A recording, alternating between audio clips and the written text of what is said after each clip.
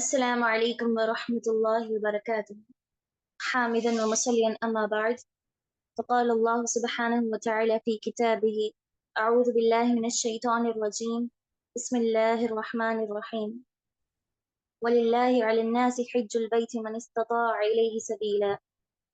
رب يسر ولا تعسر وتمم بالخير. رب اشرح لي صدري ويسر لي أمري واحلل عقدة من لساني يفقهوا قولي. رب زدني علما.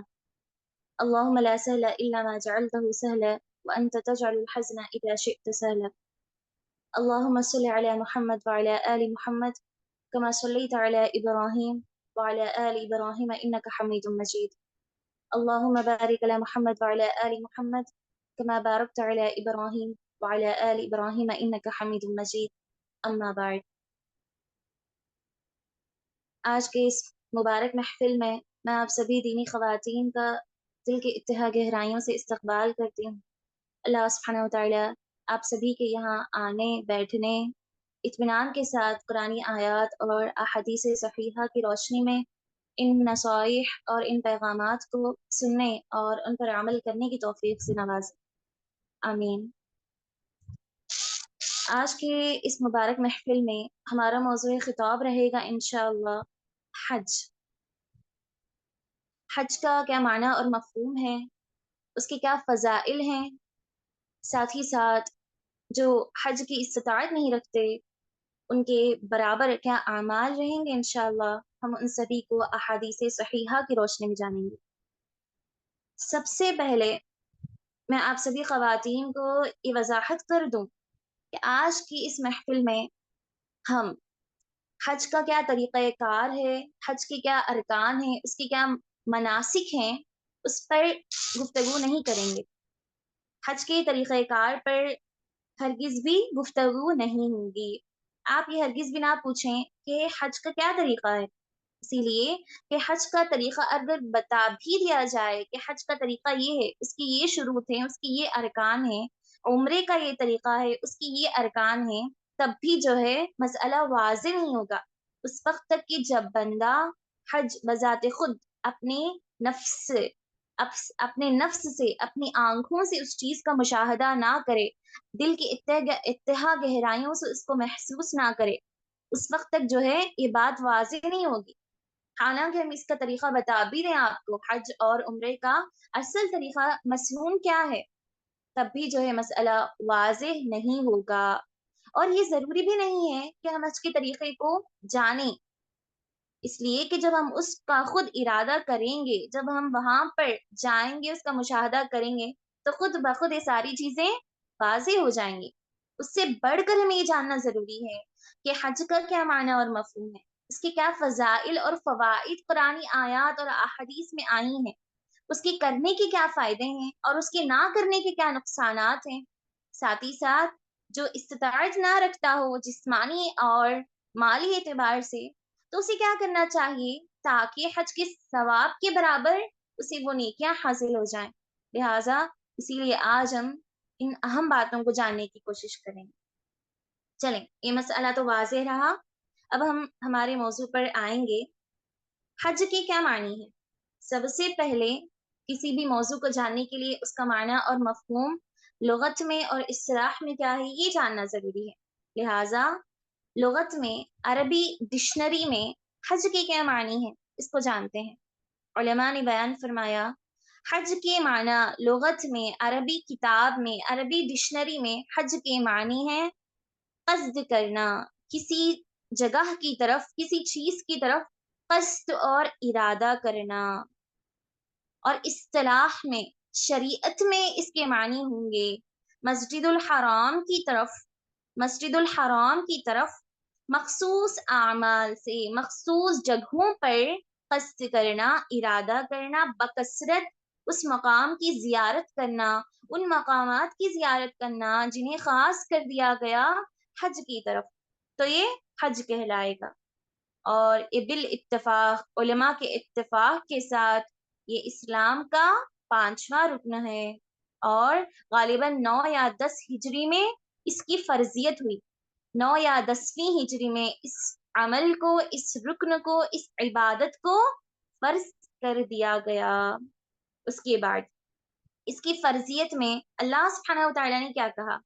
مشہور معروف آیت ہے، اعوذ باللہ من الشیطان الرجیم، بسم اللہ الرحمن الرحیم، وَلِلَّهِ عَلَى النَّاسِ حِجُّ الْبَيْتِ، اور اللہ تعالیٰ کے لیے، صرف اور صرف اللہ تعالیٰ کی رضامندی، اس کی رضا، اس کی مرضی کے لیے، عَلَى النَّاسِ حِجُّ الْبَيْتِ، لوگوں کا حج واجب ہے، اللہ تعالیٰ کے گھر کی زیارت واجب ہے اللہ تعالیٰ کی رضامندی حاصل کرنے کے لیے۔ کیوں؟ کس کے لیے؟ من استطاع الیہ سبیلا، جو اس کے گھر کی طرف جانے کی استطاعت رکھتے ہوں، طاقت رکھتے ہوں۔ استطاعت میں یہ بات شامل ہے کہ جسمانی اور مالی طاقت ہو، بدنی اور مالی طاقت ہو، الیہ سبیلا، جو اس کے گھر کی جانے کے لیے، زیارت کے لیے طاقت رکھتے ہوں، استطاعت رکھتے ہوں، مالی اور بدنی۔ لہٰذا یہ آیت اس بات کی وضاحت کر رہی ہے کہ حج اس شخص پر فرض ہے جو جسمانی اور بدنی طاقت رکھتا ہو حج جیسی اہم عبادت کے لیے، جو دین اسلام کا ایک اہم رکن ہے۔ اب آئیے مختصر حج کے کیا فوائد ہیں اس کو جانتے ہیں۔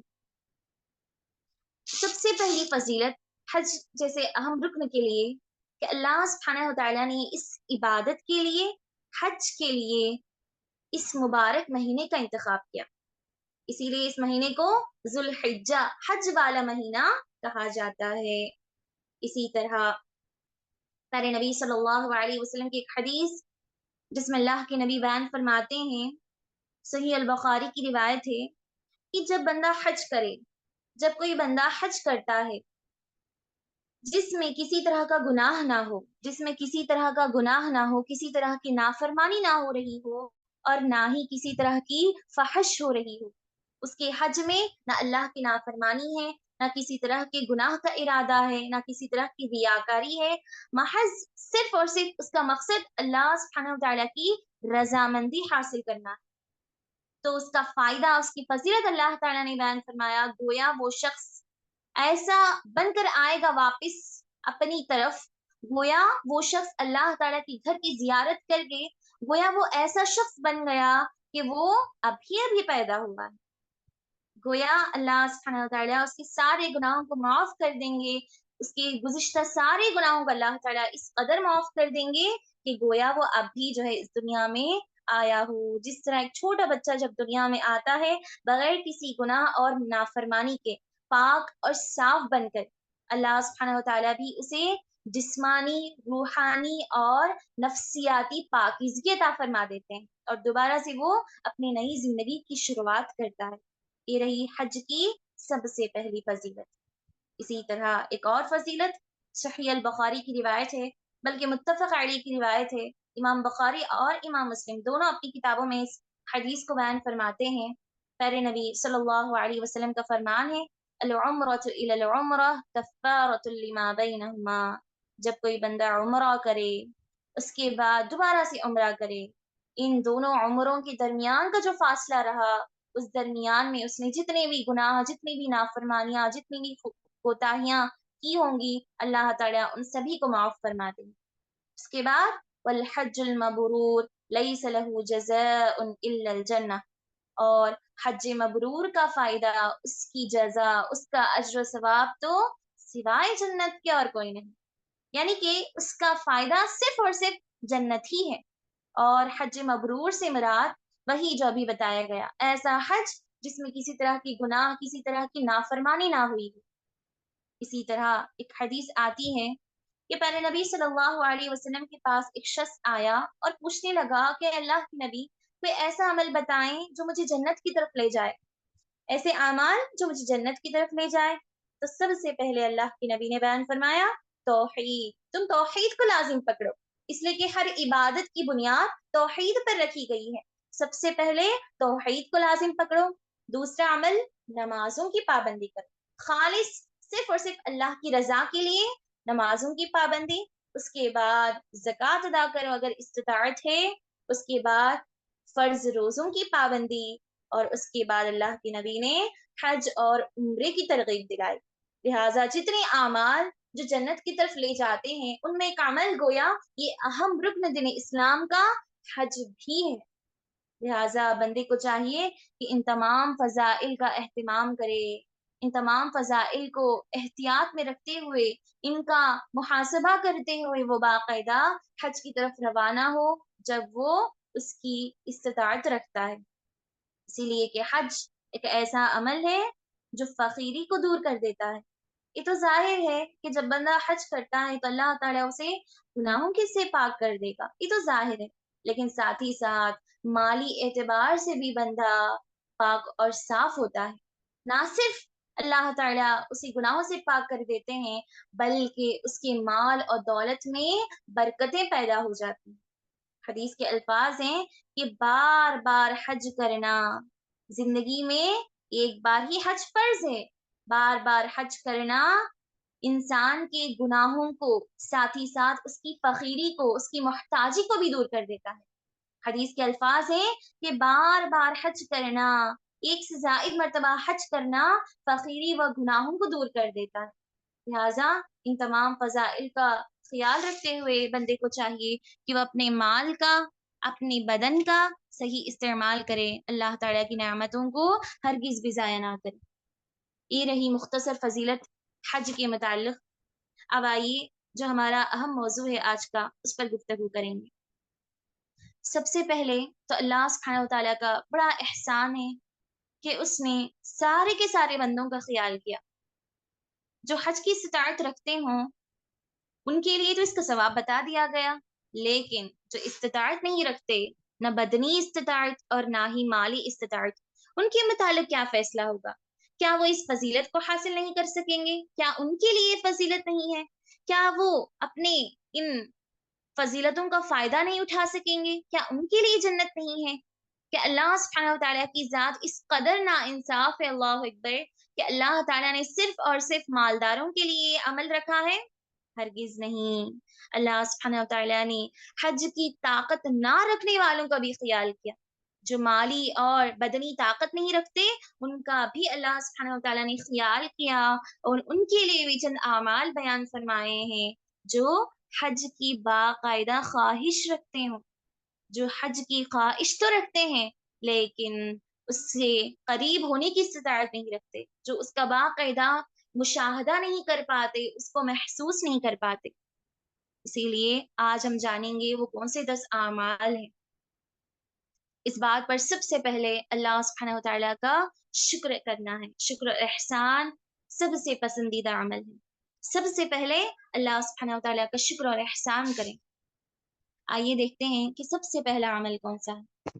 سب سے پہلا عمل حدیث کے الفاظ ہیں، جو حج کی طاقت نہیں رکھتا لیکن خواہش تو رکھتا ہے۔ حج کی جسمانی یا مالی طاقت تو نہیں رکھتا لیکن حج کی خواہش رکھتا ہے، تو اس کی صرف اور صرف نیت کرنے پر، اس کی حلال اور جائز تمنا پر، خالص نیت سے اس نے اس بات کا ارادہ کیا، محض خواہش ظاہر کی اللہ تعالیٰ کے دربار میں۔ اللہ تعالیٰ دلوں کی پوشیدہ باتوں کو جاننے والا ہے۔ اللہ تعالیٰ نے اس کے دل کی اس آرزو کو سنا، سمجھا، محسوس کیا، تو اللہ تعالیٰ اس کی اس خواہش کو پسند فرماتے ہیں اور اسے حج کے برابر، حج بذات خود حج کرنے کے برابر ثواب اسے حاصل ہوتا ہے۔ سبحان اللہ۔ اس کی دلیل میں ایک حدیث آتی ہے، سنن ترمذی کی روایت ہے، پیارے نبی صلی اللہ علیہ وسلم کے پاس چند مسکین آئے۔ اللہ کے نبی کے پاس چند مسکین اور محتاج آئے اور کہنے لگے کہ اللہ کے رسول، مالداروں کا تو اچھا معاملہ ہے، مالدار تو وہ ہیں جو ہر اعتبار سے اللہ تعالیٰ کی رضامندی، اس کی قریبی حاصل کر سکتے ہیں، مال کے ذریعے سے عبادتیں کر سکتے ہیں، وہ اللہ تعالیٰ کی راہ میں جہاد کر سکتے ہیں، وہ اللہ تعالیٰ کی راہ میں اپنے مال کو خرچ کرتے ہیں اور اس کے ذریعے سے صلہ رحمی بھی کر لیتے ہیں، ان بڑے بڑے اعمال کو، ان بڑی بڑی نیکیوں کو وہ حاصل کر لیتے ہیں ہر طرح سے، اور اللہ تعالیٰ کے یہاں ان کا بڑا درجہ ہوتا ہے۔ جبکہ ہم مسکین، ہم محتاج، ہم غربا تو اللہ کی راہ میں نہ زکوٰۃ ادا کر سکتے ہیں، نہ صدقہ اور خیرات کر پاتے ہیں، نہ صلہ رحمی کے ذریعے سے اللہ کی رضامندی حاصل کر سکتے ہیں، اور نہ ہی اپنے مال کا صحیح فائدہ حاصل کر سکتے ہیں۔ تو اس وقت پیارے نبی صلی اللہ علیہ وسلم نے اس حدیث کو بیان کیا کہ اس دنیا میں 4 قسم کے لوگ ہیں. اللہ تعالیٰ نے اس دنیا میں جب پیدا فرمائے انسان تو اس میں 4 قسم کے بندے. انسانوں کی سب سے پہلی قسم تو وہ ہے، سب سے پہلی قسم یہ وہ بندے ہیں جنہیں اللہ تعالیٰ نے مال سے نوازا اور علم سے بھی نوازا، مال اور علم دونوں سے بھی نوازا، اور اس بندے نے اپنے مال کا صحیح استعمال کیا، اللہ کی راہ میں خرچ کیا، صلہ رحمی کیا، زکوٰۃ ادا کیا، اور حج و عمرہ بھی کرتا ہے. جتنے بھی مالی عبادتیں ہیں ان سبھی کو بجا لاتا ہے، اپنے مال کا، اللہ کی اس نعمت کا صحیح فائدہ اٹھاتا ہے. یہ پہلی قسم وہ بندے ہیں جو اللہ تعالیٰ کے یہاں بڑے محبوب ہیں. ایسے بندوں کا درجہ سب درجوں سے بہتر ہے، سب درجوں سے بہتر اور افضل ہے. یہ رہی انسانوں کی سب سے پہلی قسم. اور انسانوں کی دوسری قسم ہے وہ قسم جن کو اللہ تعالیٰ نے صرف مال عطا فرمایا ہے، صرف اور صرف مال سے نوازا، لیکن انہیں علم سے نہیں نوازا. بندہ خواہش کرتا ہے کہ میرے پاس علم کے ساتھ مال بھی ہو، مال کے ساتھ علم بھی ہو، تو میں اس کا صحیح استعمال کروں. اس کے اس خواہش پر، اس کے اس ارادے پر، اس کی اس خالص نیت پر اللہ تعالیٰ اسے ان تمام عبادتوں کا اجر و ثواب عطا کریں گے جو وہ کرنا چاہتا تھا باقاعدہ. اس کے بعد تیسری قسم انسانوں کی وہ ہے جنہیں اللہ تعالیٰ نے مال تو عطا فرمایا لیکن وہ سمجھ، وہ توفیق نہیں دی کہ وہ اپنے مال کا صحیح استعمال کریں. یہ سب سے بدتر قسم ہے، جن کے پاس ساری چیزیں تو ہیں لیکن وہ ان کا صحیح استعمال نہیں کرتے. اور انسانوں کی چوتھی قسم وہ ہے، سب سے آخری قسم، جنہیں اللہ نے نہ علم سے نوازا، نہ سمجھ بوجھ سے نوازا، نہ انہیں توفیق دی، ہدایت دی، اور نہ ہی ان کے پاس مال ہے، دونوں چیزیں بھی نہیں ہیں. یہ انسانوں کی سب سے بدترین قسم ہے. لہٰذا یہ حدیث، یہ طویل حدیث اس بات کی طرف اشارہ کر رہی ہے کہ جب بندے کے پاس مال نہ بھی ہو تب بھی وہ محض ارادہ کرے، خالص نیت کرے، تو اس پر ان عبادتوں کا ثواب، ان نیکیوں کا ثواب ضرور بضرور حاصل ہوگا، بشرطے کہ اس کی نیت خالص ہو، صرف اور صرف اللہ تعالیٰ کی رضامندی، اس کی خوشنودی حاصل کرنا ہو، نہ کہ اپنے مال کے ذریعے سے دوسروں کا نقصان. اس سے بات معلوم ہوتی ہے کہ اللہ سبحانہ و تعالیٰ کی ذات بڑی اعلیٰ ہے. اگر ہم ارادہ بھی کر لیں تو اس نیت پر بھی ثواب حاصل ہوگا. اس کے بعد دوسرا عمل جس کے ذریعے سے ہم حج و عمرے کا ثواب حاصل کر سکتے ہیں وہ ہے پیارے نبی صلی اللہ علیہ وسلم کی ایک حدیث، سنن ترمذی کی روایت ہے کہ جب بندہ نماز فجر پڑھے، مشہور و معروف حدیث ہے کہ جب بندہ نماز فجر پڑھے اس کے بعد سورج کی طلوع ہونے تک وہیں پر بیٹھے اور نہ ہی ایسے ہی بیٹھے بلکہ اللہ تعالیٰ کا ذکر کرتے ہوئے، قرآن کی تلاوت کرتے ہوئے، ذکر و اذکار میں ایسے ہی مشغول ہو جائے جب تک کہ سورج طلوع نہ ہو. اور جب سورج طلوع ہو جائے اس کے بعد 2 رکعت پڑھ لیتا ہے، کانت لہو کاجر حج و عمرہ، اللہ تعالیٰ اسے مکمل ایک حج اور مکمل ایک عمرے کا ثواب عطا فرماتے ہیں. حدیث کے الفاظ ہیں تامتن تامتن تامہ، مکمل ایک حج اور مکمل ایک عمرے کا ثواب اس بندے کو حاصل ہوگا جو یہ آسان عمل کر لے، محض یہ آسان عمل، فجر کے بعد 2 رکعت پڑھ لینا، جس کو نماز اشراق کا نام دیا گیا. اس چھوٹے سے عمل سے اللہ سبحانہ و تعالیٰ نے حج اور عمرے کا فائدہ رکھ دیا. تو بندے کو چاہیے کہ اس کا اہتمام کرے باقاعدہ، مسلمان بندہ ہو یا مسلمان بندے، اس چھوٹے سے آسان سے عمل کا باقاعدہ اہتمام کرے. اس کے بعد تیسرا عمل، باجماعت نماز پڑھنے کے لیے گھر سے وضو کر کے باہر نکلنا.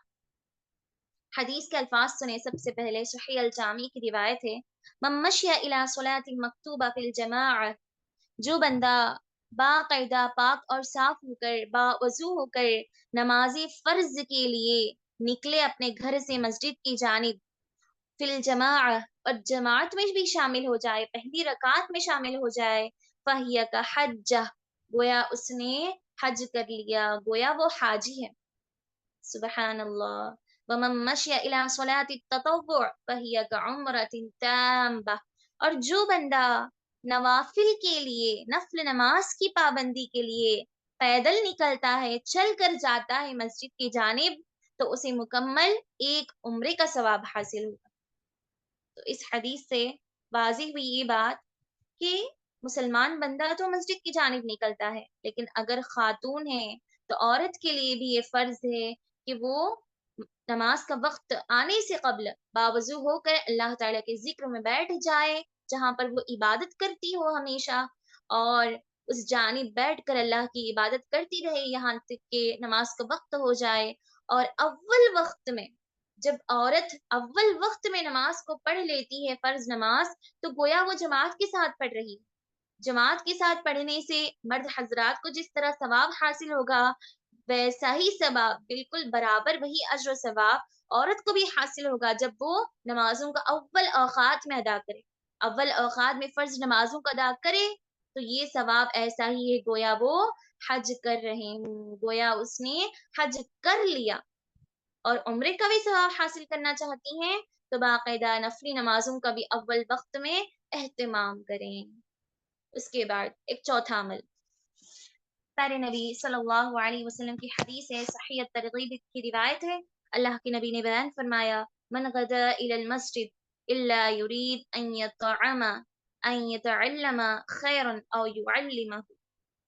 जब कोई बंदा मस्जिद की तरफ निकले, उसका इरादा सिर्फ और सिर्फ इल्म हासिल करना या इल्म को पहुंचाना हो, कान लहू का अज्र हाजिन ताम्मा, उसका सवाब बिल्कुल ऐसा ही है गोया वो हज करके आया हो। जिस तरह एक हज करने वाले हाजी को सवाब हासिल होगा हज के बाद, उसी तरह इस शख्स को भी बराबर वही सवाब, वही अज्र हासिल होगा जब वो मस्जिद को इस इरादे से जाए ताकि इल्म हासिल करे या फिर किसी को दीनी इल्म सिखाए।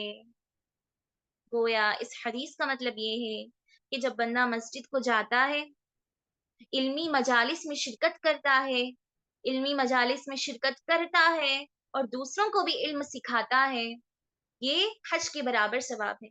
ये हदीस इस बात की तरफ भी इशारा कर रही है कि मर्द औरत के दरमियान किसी तरह का फर्क नहीं मसाजिद में दाखिल होने के लिए। लिहाजा ये बात अब आम हो गई है आज के हालात में कि मसाजिद में अल्हम्दुलिल्लाह दीनी मजालिस कायम किए जा रहे हैं, इल्मी मजालिस कायम किए जा रहे हैं, और बाज़ औक़ात, बाज़ मकामात पर मर्द हज़रात के साथ ख़वातीन का भी एहतमाम किया जाता है, तो ख़वातीन को चाहिए कि इसका भरपूर फ़ायदा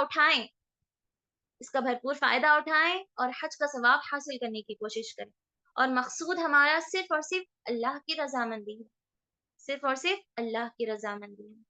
उसके बाद 5वां अमल, जब बंदा नमाज के बाद ज़िक्र अस्कार में बैठ जाए तो ये भी हज के बराबर सवाब है।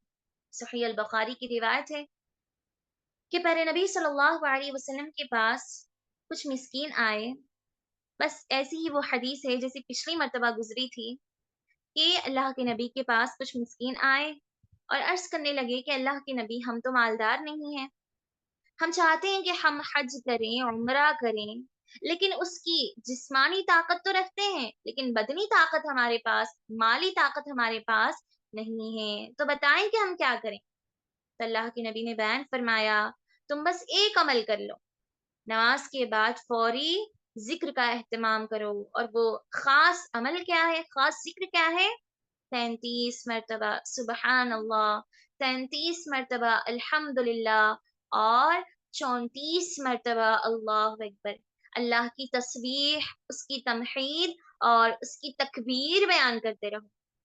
यही तुम्हारे लिए काफी है, यही काफी है तुम्हारे लिए हज का सवाब पाने के लिए। इस अमल की पाबंदी कर लो, अल्लाह ताला तुम्हें हज के बराबर सवाब अता फरमाए। बंदे को चाहिए कि इन छोटे छोटे आमाल का एहतमाम करे।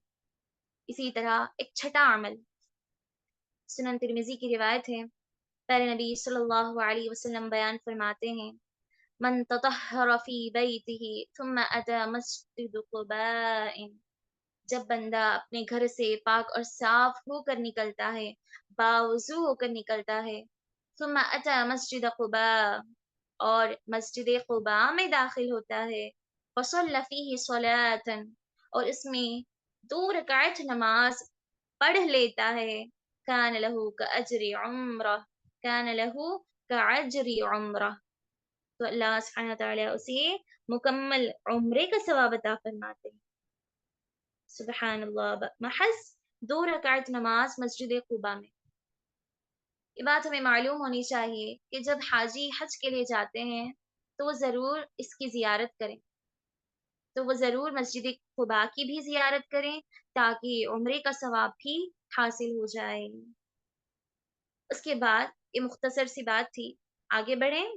7واں عمل، صحیح مسلم کی روایت ہے، اللہ کے نبی صلی اللہ علیہ وسلم بیان فرماتے ہیں، فَإِذَا جَاءَ رَمَضَانُ فَاعْتَمِرِي، ایک عورت اللہ کے نبی صلی اللہ علیہ وسلم کے پاس آ کر شکایت کرنے لگی، تو اللہ کے نبی نے اس کو نصیحت کی کہ جب رمضان کا مہینہ آ جائے فَاعْتَمِرِي، تو تم اس میں عمرہ کرو۔ اس فلاں عورت سے اللہ کے نبی یہ نصیحت فرماتے ہیں، فَإِذَا جَاءَ رَمَضَانُ فَاعْتَمِرِي، کہ اے فلاں جب تم رمضان کا مہینہ پالو فَاعْتَمِرِي، تو اس میں ضرور عمرہ کرو، فَإِنَّ عُمْرَةً فِيهِ تَعْتَدُّ حَجًّا، اس لیے کہ ماہ رمضان میں عمرہ کرنا حج کے برابر ہے، تعدل عمرہ تعدل حجہ، تو اس میں حج کے برابر ثواب عطا کیا جائے۔ اسی لیے جب ہم ارادہ بھی کریں حج کا تو بھرپور کوشش یہی ہونی چاہیے کہ رمضان کے مہینے کا انتخاب کیا جائے، دعا کریں اللہ تعالیٰ سے کہ رمضان کا مہینہ بھی حاصل ہو، جسمانی اور مالی طاقت بھی حاصل ہو، اور ساتھ ہی ساتھ ان سارے مقامات کی زیارت بھی ہمیں حاصل ہو، ایک ذریعے سے 2 کام کر لیں، عمرہ بھی کر لیں اور حج جیسا ثواب بھی ہمیں حاصل ہو انشاءاللہ۔ اس کے علاوہ 8واں عمل، صحیح ابن خزیمہ کی روایت ہے، پیارے نبی صلی اللہ علیہ وسلم بیان فرماتے ہیں، من جہز غازیا، من جہز غازیا، جب کوئی بندہ کسی جہاد کرنے والے کی مدد کرتا ہے، کسی مجاہد کی مدد فرماتا ہے ہر اعتبار سے، اگر وہ زخمی ہو تو اس کی زخم کو دور کرے، اگر وہ پریشان حال ہے تو اس کی مدد کرے، اگر وہ اپنے سفر کے لیے سامان تیار کر رہا ہو تو اس طرح سے اس کی مدد کرے۔ من جہز غازیا، جب مسلمان کسی مجاہد کی مدد کرتا ہے، او جہز حاجا، یا پھر کسی حاجی کی مدد کرتا ہے، کسی حج کرنے والے کے لیے سامان تیار کرتا ہے، سامان سفر تیار کرتا ہے، یا پھر ہر طرح سے اس کی مدد کرتا ہے، او خلفہ فی اہلہ، یا پھر اس کے جانے کے بعد، حاجی کے حج کو چلے جانے کے بعد اس کے پیچھے اس نے اپنے گھر والوں کو چھوڑ دیا، اس کے گھر والوں کی حفاظت کرتا ہے، ان کی دیکھ بھال کرتا ہے، ان کی ذمہ داری کو اٹھاتا ہے، او فطر صائما، یا پھر کسی روزے دار کو افطار کرواتا ہے، كان له مثل اجورهم من غیر ان ينقص من اجورهم شيء، تو گویا اس شخص کے لیے وہی اجر و ثواب ہے، کسی طرح کی کمی نہ کرتے ہوئے جو اجر و ثواب ان تمام لوگوں کو حاصل ہوگا، جو اجر و ثواب ایک مجاہد کو حاصل ہوگا، ایک روزے دار کو حاصل ہوگا، ایک حاجی کرنے والے کو حاصل ہوگا، وہی اجر و ثواب کسی طرح کی کمی نہ کرتے ہوئے اللہ سبحانہ وتعالی اس شخص کو بھی عطا فرمائیں گے جو ان سارے لوگوں کی مدد کیا کرتا ہے۔ لہٰذا ہمیں چاہیے کہ ہم اس کا بھی اہتمام کریں، سالوں سال ہر سال ہر کوئی حج کے لیے روانہ ہوتا ہے، اور بالخصوص ہمارے رشتہ دار میں، ہمارے پڑوس میں ایسے کوئی نہ کوئی ہمیں معلوم ہی ہوں گے جو حج کے لیے روانہ ہوتے ہی ہیں، تو ہمیں چاہیے کہ ہم ان کو تلاش کریں، ان کی خدمت کریں، ان کا خیال کریں، ان کی ہر طرح سے مدد کریں تاکہ چھوٹے سے چھوٹے اعمال کے ذریعے ہم بڑے بڑے اجر و ثواب حاصل کر سکیں۔ اسی طرح 9واں عمل، والدین کے ساتھ حسن سلوک، والدین کے ساتھ حسن سلوک، پیارے نبی सल्लल्लाहु अलैहि वसल्लम की हदीस है कि अल्लाह के नबी बयान फरमाते हैं कि एक शख्स को अल्लाह के नबी ने कहा कि कहाँ जा रहे हो? एक शख्स सवारी पर सवार था। जब पूछा गया तो उस शख्स ने जवाब दिया, मैं तो हज के लिए जा रहा हूँ। मैं तो हज के लिए जा रहा हूँ। तब अल्लाह के नबी ने उससे पूछा, क्या तुम्हारे माँ बाप मौजूद हैं? तो उस शख्स ने जवाब दिया, हाँ, मेरी माँ मौजूद है, या फिर उस शख्स ने कहा कि मेरे बाप मौजूद हैं। गालिबन हदीस इसी तरह की है कि उसने कहा कि मेरी वालिदा या मेरे वालिद मौजूद हैं, दोनों में से कोई एक मौजूद थे, कोई एक बाहयात थे। तो फौरी उसी वक़्त अल्लाह के नबी कहते हैं कि जाओ, तुम जल्दी यहाँ से निकलो और अपने वालिद की खिदमत करो, अपनी वालिदा की खिदमत करो। तुम उसी वक़्त यहाँ से वापस पलटो और सबसे पहले उनकी खिदमत करो। इसलिए कि उनकी खिदमत कर लोगे तो तुम्हें हाजी, मुअतमिर और मुजाहिद का सवाब हासिल होगा। गोया तुम्हें हज करने वाले के बराबर, उम्रा करने वाले के बराबर और जिहाद करने वाले के बराबर सवाब हासिल हो जाएगा। तुम हाजी, मुअतमिर और मुजाहिद कहलाओगे। लिहाजा अपने वालिदैन के साथ हुस्न सुलूक करो, सबसे पहले उनकी खिदमत करो। इसलिए कि सबसे अहम अमल यही है, जिसके ज़रिए से हज, उम्रा और जिहाद का सवाब हासिल कर सकते हैं। इसी तरह 10वां अमल, औलाद का अपने वालिदैन की तरफ से हज करना।